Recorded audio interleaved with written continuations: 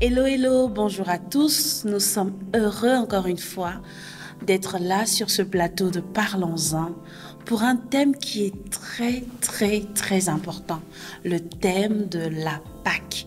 Nous allons parler aujourd'hui de la Pâque. Nous allons aujourd'hui essayer de voir quel est le vrai sens de la Pâque et quelle est l'implication de la Pâque sur chacune de nos vies. Et pour ce faire, nous accueillons sur ce plateau alors la sœur pasteur Juste Prime. Pour moi, c'est un vrai privilège. C'est un vrai privilège de l'avoir avec nous aujourd'hui. Bonjour. Bonjour. Bonjour, comment tu vas? Je vais super bien. Très bien. En tout cas, comme je disais tantôt, vraiment, c'est un privilège pour nous de t'avoir sur le plateau. De Parlons-en pour ce thème assez spécial. Et nous croyons en tout cas qu'au travers de ce thème, vous allez être bénis et que le Seigneur va vraiment t'utiliser pour nous communiquer sa pensée au sujet de la Pâque. Alors, qu'est-ce qu'on peut déjà dire de prime abord par rapport à la Pâque? Alors, merci. C'est vraiment un honneur et un privilège pour moi de participer à cette émission qui contribue à la bénédiction et à la transformation d'une vie des différents auditeurs et des personnes qui regardent cette émission. Alors, déjà, quand on repart à la base, la Pâque en hébreu signifie Pessa. Okay. Pessa qui signifie passage. D'accord. Lorsqu'on voit la Pâque dans l'Ancien Testament, il s'agit de la commémoration de la libération du peuple d'Israël qui a été en esclavage pendant 400 ans par le biais de Moïse. Et quand on va à la source, on se rend compte que dans les derniers chapitres du livre de Genèse, on a l'histoire de Joseph. Joseph qui a été vendu comme esclave, déporté en Égypte, et là-bas il devient gouverneur, voilà, un leader que Pharaon lui-même a nommé. Donc, et après, Joseph fait venir toute sa famille en Égypte. Mais il s'avère que Joseph est mort, ses frères sont morts et toute la génération de Joseph est morte. Le roi après, et là vous pourrez le vérifier dans Exode chapitre 1 à partir du verset 8, c'est assez long, on ne va pas le lire. Le roi qui vient après le pharaon qui avait nommé Joseph, il a remarqué que le peuple d'Israël devenait de plus en plus nombreux. La Bible dit également qu'il se multipliait et qu'il devenait plus fort. Et ce roi-là a vu la présence du peuple d'Israël sur le territoire égyptien comme étant une menace. Et qu'est-ce qu'il a décidé? Il a décidé avec tout le cortège qui l'entourait d'assujettir ce peuple-là afin qu'il ne puisse pas dominer. Et là, le peuple d'Israël a été en esclavage. Et la bonne nouvelle, c'est que Dieu suscite Moïse. On connaît tous certainement l'histoire de Moïse. Suscite Moïse pour pouvoir libérer le peuple d'Israël. Libérer le peuple d'Israël. Je pense que ça, le mot libérer reste un mot-clé ici, n'est-ce pas, dans l'idée de la Pâque. Alors là, on a le fondement de la Pâque, n'est-ce pas? On a la base d'où c'est parti. Donc la libération du peuple d'Israël, voilà, qui sort de l'esclavage pour aller maintenant vers la terre promise. Voilà, maintenant, de nos jours, comment on le vit, cette libération, parce qu'on n'est plus esclave, enfin. On n'est plus sous des chaînes, on n'a plus quelqu'un qui est là en train de nous dire, voilà, fais ci, mais comment aujourd'hui on vit ce passage-là? Parce que tu as bien dit, c'est un passage. Comment aujourd'hui on vit ce passage? Alors, pour bien contextualiser ce qu'on vit aujourd'hui par rapport à ce passage qu'est la libération, repartons dans le Nouveau Testament. On a l'histoire de Jésus. Et dans l'histoire de Jésus, vous allez le trouver dans Luc chapitre 22, les chapitres sont longs.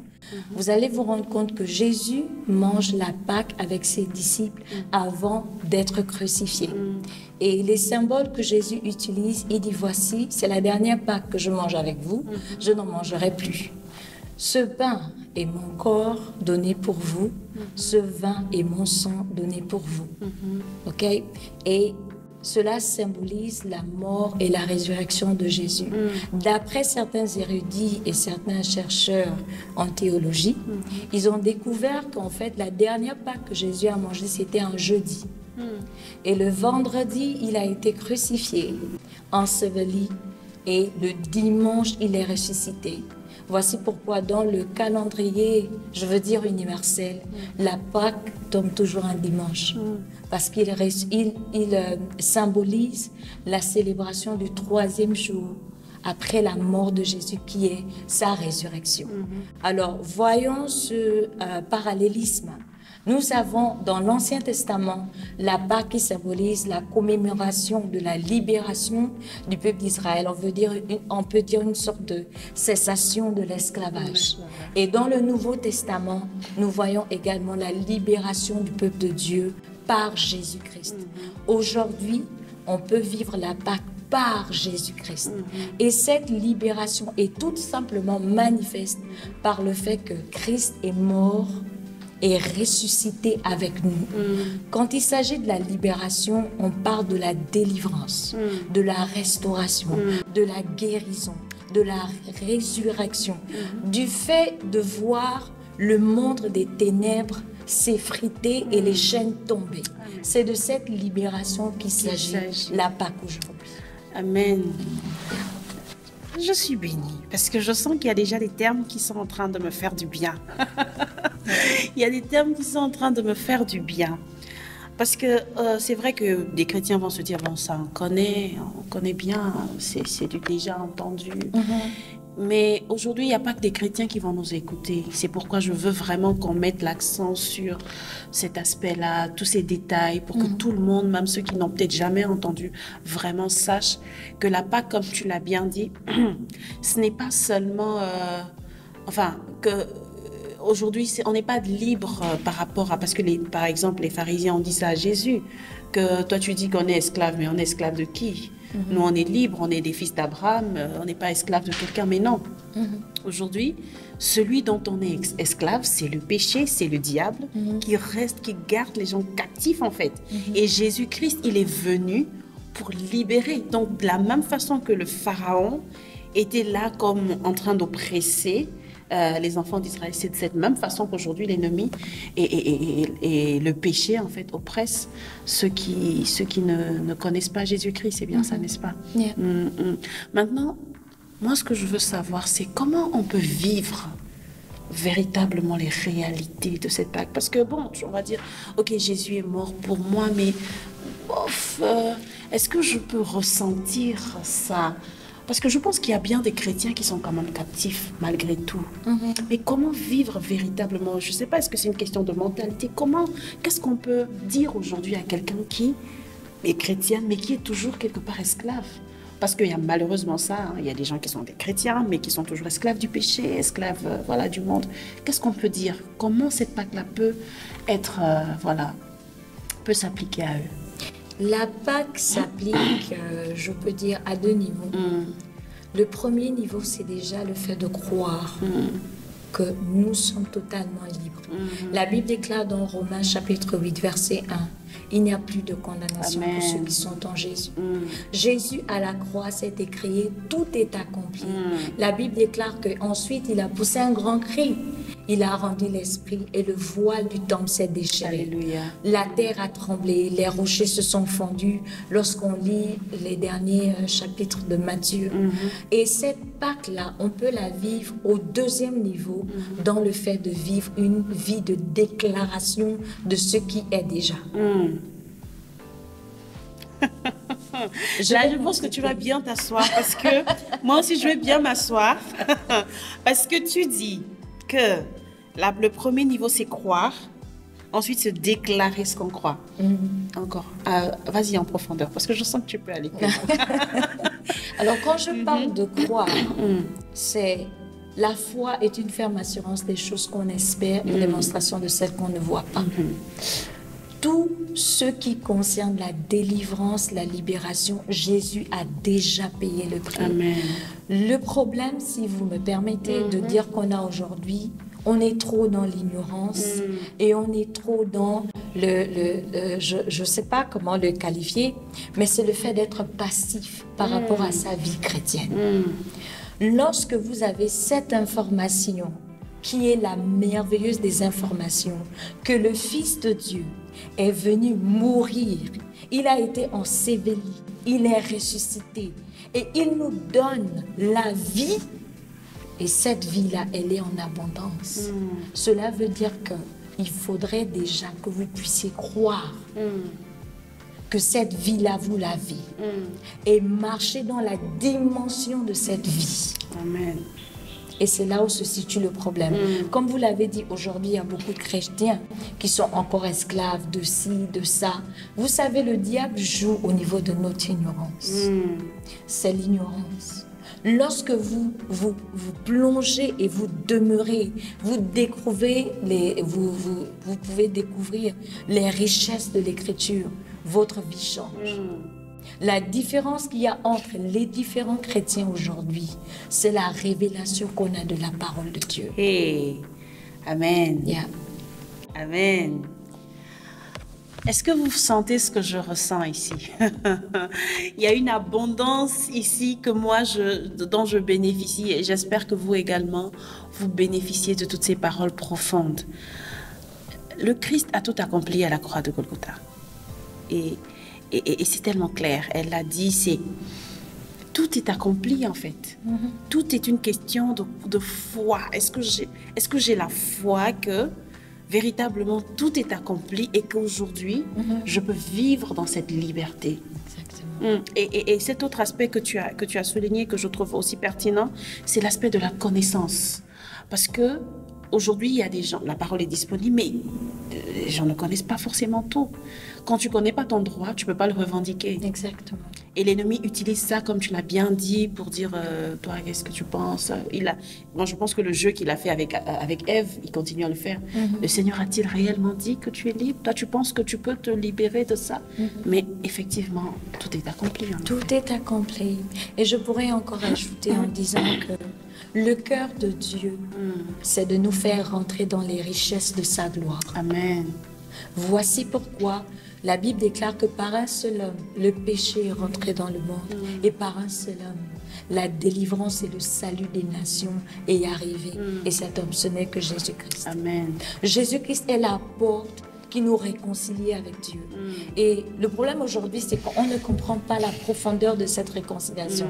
On se dit, c'est juste que je m'offre à Jésus, je reçois sa vie, je suis sauvé. Mais il y a tout un protocole et tout un... En anglais, on dit le package, the gift. Il y a tout un... Je ne sais pas comment vous dire ça, mais il y a tout un arsenal qui vient avec. Il y a la grâce, il y a la faveur, il y a des bénédictions, il y a la restauration, la résurrection, il y a la prospérité, il y a l'influence, il y a l'impact. Pourquoi croyez-vous que l'apôtre Paul a dit que nous sommes des ambassadeurs de Christ et que notre cité n'est pas ici, mais elle est là-haut? Parce qu'il a compris la profondeur. La profondeur. Si Dieu est pour nous, qui sera contre nous? Amen. Jésus nous a sauvés. Et parfois, certaines personnes se disent que quand Jésus nous a sauvés, c'est juste parce qu'il ne veut pas qu'on aille en enfer et qu'on ait la vie éternelle. Mais il y a bien plus que ça. Il y a la dimension de la manifestation, de l'influence incluse dans la volonté parfaite de Dieu depuis le commencement. Quand il a créé l'homme, Adam et Ève, il leur a dit, dominez, multipliez-vous. L'homme a cette domination. Lorsqu'il s'offre à Christ et qu'il reçoit la vie de Christ, le monde de ténèbres n'a plus de pouvoir sur lui. Et ce que nous devons faire, c'est être capable de déclarer. Il y a un pouvoir dans les déclarations. Il y a beaucoup de choses que les chrétiens vivent aujourd'hui parce qu'ils ne déclarent pas. Nous devons déclarer. Dieu appelle à l'existence les choses qui ne sont pas comme si elles étaient par la parole. Nous sommes à son image. Par la parole, nous engendrons notre destinée. Nous engendrons tout ce que Dieu a prévu pour nous dans le tout accompli de la croix. Amen, amen. Amen, amen. En tout cas, il y a beaucoup de choses, hein. Nous sommes bénis. Yeah. Quand on considère toutes ces choses, tu dis, mais waouh, mais il y a tellement de choses que Dieu a mises dans ma petite personne, en fait. Mais parfois, on regarde plus à soi et moins à Dieu. Et on n'arrive pas à dépasser ce que notre entendement peut percevoir. Exactement. Parce que comme tu dis, effectivement, il y a tellement de choses que le Seigneur a mises à notre disposition.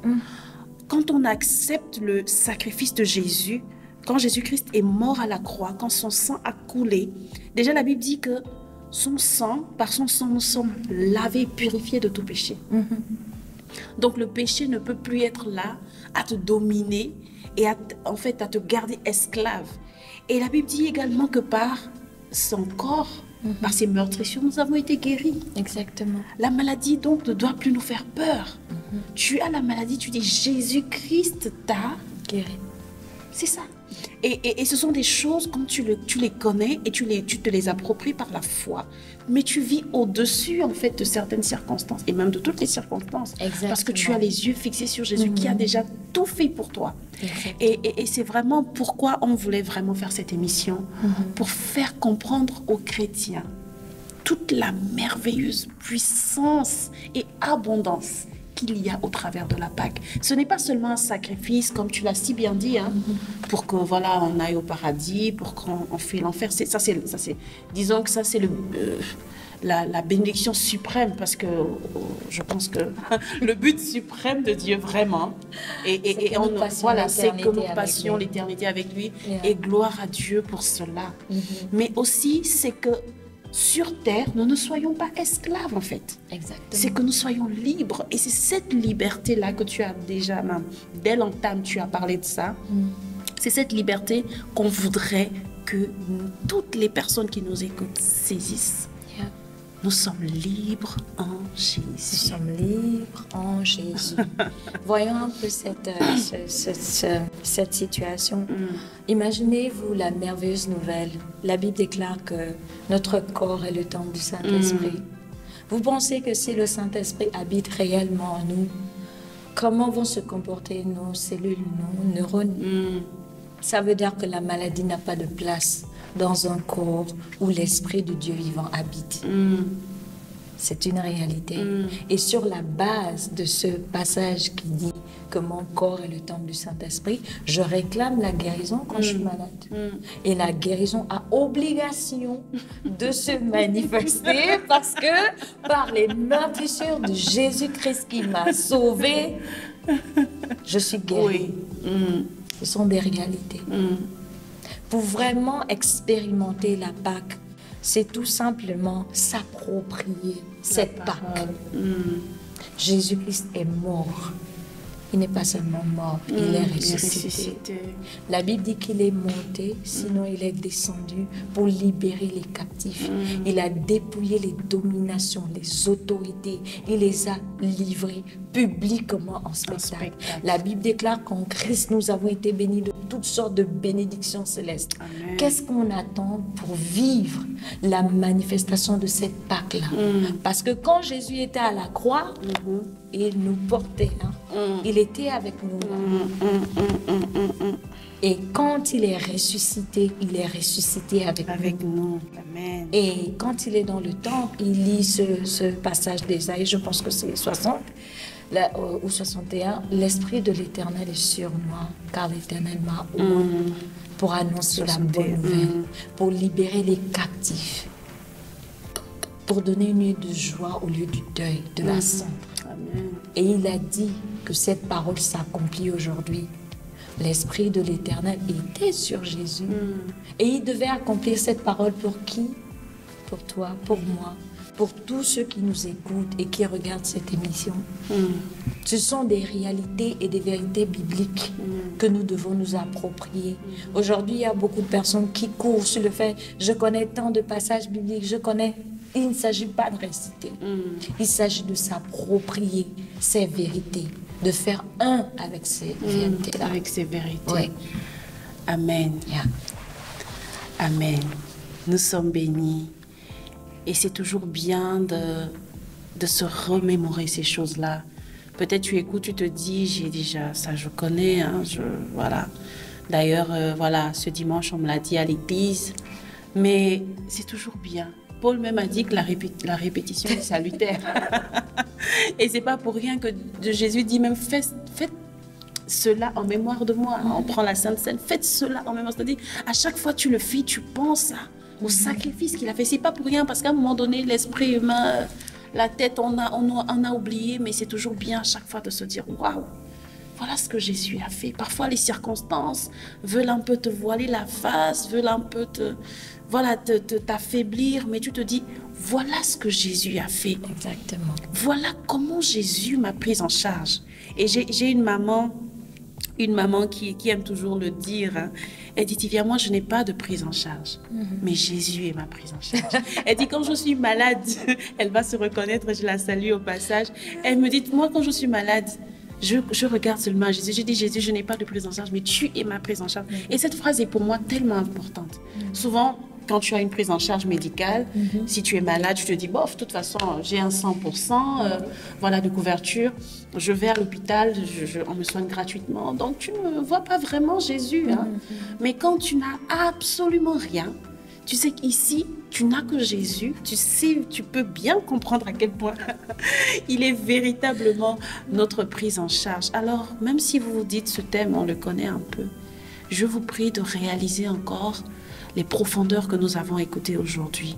Jésus-Christ est notre Pâques. Il n'est pas seulement mort, voilà, pour des choses qu'on se dit, on les connaît, mais vraiment pour que ici, nous puissions vivre une vie de plénitude, pour que nous ne soyons pas esclaves. Nous ne soyons pas esclaves du péché, ne soyons pas esclaves du monde, que nous ne vivions pas le dos courbé, mais que nous vivions libres, que nous vivions dans la plénitude de sa présence. Et ce passage, tu l'as cité, je voudrais vraiment le lire, ça me vient à cœur, je vais le lire. Colossiens 2,15, ça va peut-être parler à quelqu'un. Jésus-Christ, le verset dit « il », mais il s'agit de Jésus-Christ. Il a dépouillé les dominations, les autorités et les a livrées publiquement en spectacle, en triomphant d'elles par la croix. Il n'y a aucune autorité physique ou spirituelle, aucune domination physique ou spirituelle qui peut t'empêcher d'être là où Jésus te veut, d'être ce que Jésus veut que tu sois. Amen. Et par rapport à ce passage, j'aimerais le lire dans ma version. C'est la Bible amplifiée en français. Colossiens 2, verset 15 qui dit « il s'agit de Jésus, il a dépouillé, désarmé, paralysé les dominations et les autorités qui étaient rangées contre nous et les a livrées publiquement en spectacle, en triomphant d'elles par la croix. » Wow. Donc ces dominations-là, ces autorités, ces principautés du monde des ténèbres qui étaient rangées contre nous, Jésus les a désarmés, paralysés, il les a livrés en spectacle. Amen. Quelle profondeur. Quelle profondeur. Quelle profondeur. Quelle grâce. C'est comme si tu es là, tu vois toute une armée qui vient comme toi et contre toi, et Jésus, il met la lumière sur eux et il dit, regardez-moi. Et comme il rit d'eux, en fait. Parfois, c'est bien de voir un peu des trucs, de se visualiser un peu comment Jésus prend soin de nous, en fait. Prend soin de nous. Oui. Et même quand j'y pense, j'ai toujours cette image de Élisée. Je pense que tout le monde connaît un peu cette histoire d'Élisée qui voit, il y a une armée, l'armée, je pense, syrienne, si je ne me trompe pas, qui vient contre eux. Et il y a son serviteur qui dit que, mais qu'est-ce que nous allons faire avec toute cette armée qui va venir contre nous? Et Élisée dit, Seigneur, ouvre ses yeux. Afin qu'il voie. Que ceux qui sont avec nous sont plus nombreux que cette armée. Ce passage-là peut me vraiment... C'est-à-dire que quand tu vois la peur veut te saisir, là tu dis, Seigneur, ouvre mes yeux afin que je voie. Exactement. Quand quelque chose veut être là, dis, Seigneur, ouvre mes yeux pour que je voie.